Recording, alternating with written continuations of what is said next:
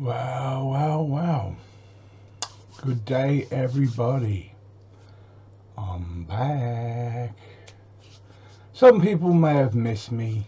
Some people may have not. Some people may think, oh, fuck, who's this? But I thought I'd just do a little video explaining where I've been. I was hoping 2024 was going to be a better year for me.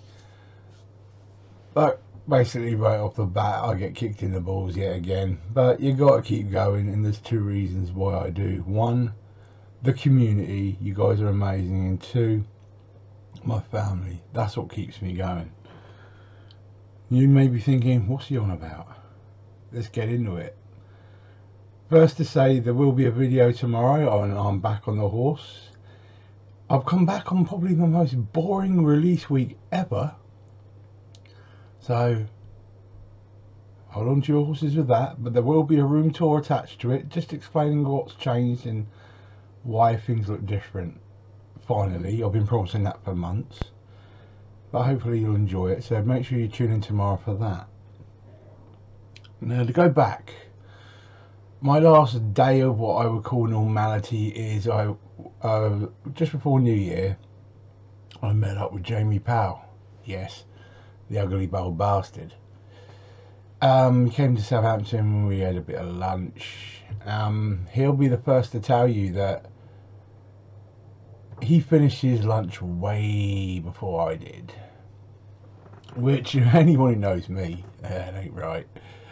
I'm a gannet, always have been, in case you didn't notice. And for about 3 to 4 weeks, I'd had the experience of trouble swallowing.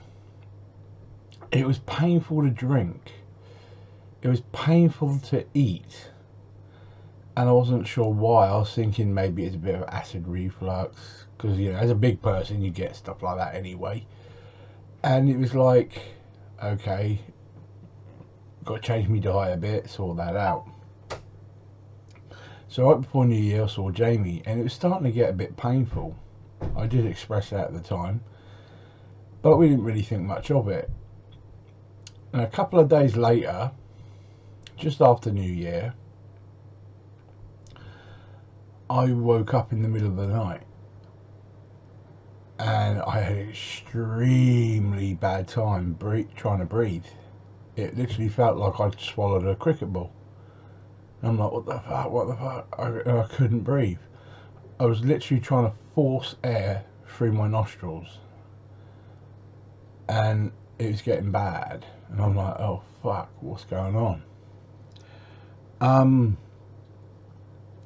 My missus called the ambulance, because she obviously didn't know what was going on. I have what's called a CPAP machine, which helps me breathe at night, and that was doing 0. Wasn't able to force more air in or anything. And as soon as I grabbed my throat, it felt like I'd swallowed something. It felt like something was in there, and I'm like, what the fuck? Of course, you know, breathing's kind of a thing you want to do in life, so I was panicky. In the end, ambulance turned up, they took one look at me, wrenched me straight onto the board, and blue lighted me to the hospital. And the weirdest thing, they said there's something blocking your throat, and I'm like, what? For what I could actually say, which wasn't much at all, because it seemed that it was pressing down and pressing across whatever it was. So it got to the point where they did a scan while shoving air into me as best they can, and it's not nice when you've got a pipe down your throat. Anyone who's had that will attest to that. And in the end, I got sedated because I was getting panicky, which I'll fully admit I was panicky about it. And I'm not exactly a small guy, so they don't want me flailing about. The next thing I remember is I woke up. I woke up from an operation. They had gone into my throat and removed a lump. And I'm like, I thought to myself, well, where the fuck did that come from?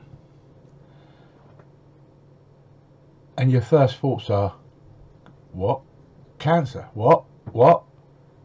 Obviously, the big C is always a worry for everybody, and that's the first thing you think. And they said a lump had formed in my throat, but they had no idea where it came from. It was like a collection of vessels and gristle, apparently. That's what it looked like to them. And it like posted itself into my throat through the side of my windpipe and into my voice box. Literally out of nowhere. And I'm like, how the hell's that happened? But I didn't really get any explanation. Next thing I knew, I was told it's been sent off for biopsies. Obviously they want to see if it's cancer themselves. I'm like, right, okay. And it's at that point the realisation came in that, hang on, this is hurting.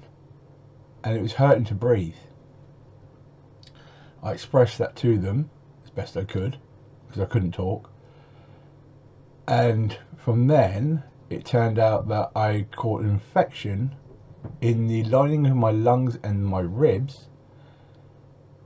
It literally felt like somebody was cutting my lungs apart when I was breathing.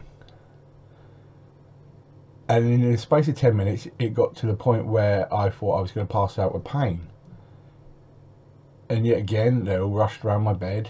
Next thing I remember is waking up. The difference with this one, it was 10 days later. I'd been sedated and I'd had a massive infection in my lungs. Unfortunately, due to the operation, which looked like it couldn't really be helped, but I'd been sedated and the machinery was helping me breathe. During this time, obviously, luckily for me, all my bills are paid and etc. And because I'm smart like that, I can make sure it's all set up correctly. My missus is freaking out like God knows what. My daughter's freaking out. Obviously, I don't know any of this, but through something so simple as not being able to swallow correctly, I've had a real shitstorm of the start of the year. Now, you can see I still got a wound, but I've just got to keep it covered for about 2 more weeks. My voice is back to a point where I can do a video, so I'm okay. I think that annoys the missus that I actually can answer back now, but there you go. I've lost a bit of weight, which can't exactly harm me, can it really? But it came back, what was it now, 5 days ago. So just at the end of the month they told me that there was no cancer in the lump. So that one thing is a big relief. Scary is an understatement. I fully appreciate anyone who's going through something like this anyway, but I thought I'd be honest with everybody, let them know what's been going on. If I'm honest with everybody, I haven't really told many of my family about this.